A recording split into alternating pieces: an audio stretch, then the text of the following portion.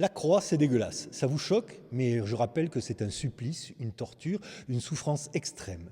2000 ans de christianisme nous ont fait oublier l'épouvantable cruauté de ce supplice. Et pourtant, Paul nous dit que c'est là que réside la sagesse de Dieu. Dans le verset qui précède la lecture de ce dimanche, Paul dit « Ce qui est folie de Dieu est plus sage que les hommes, et ce qui est faiblesse de Dieu est plus fort que les hommes. » La croix, cette folie de Dieu, c'est un renversement total de la logique et de la sagesse humaine. Mais regardons de plus près pourquoi ce langage de Paul. Souvenez-vous des Grecs anciens, pas ceux de la Phétaï du Sirtaki bien sûr, mais ceux de l'Antiquité, des pères de la philosophie, de la sagesse et de la logique. Paul s'adresse à Corinthe, il s'adresse à eux, donc Paul reprend leur langage, là où justement la croix, le supplice, la mort ne peut que choquer.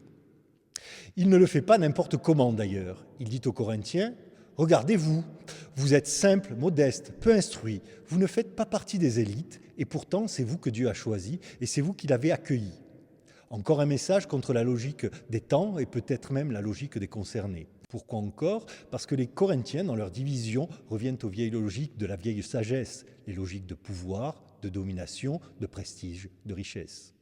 Mais prenons un peu de recul encore. Paul ne sort pas un grand ouvrage de théologie tout près.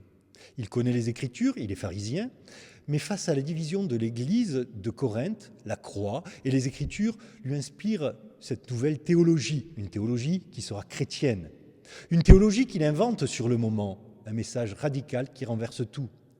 Et nous, aujourd'hui, osons-nous nous laisser toucher par la folie de la croix? Le défi, ce n'est pas d'avoir une réponse toute faite, fût-elle dite chrétienne, c'est de se laisser toucher par la folie de Dieu. Comment cette folie te touche-t-elle? Est-ce que tu la laisses pénétrer ta logique, tes valeurs, ta façon de voir le monde?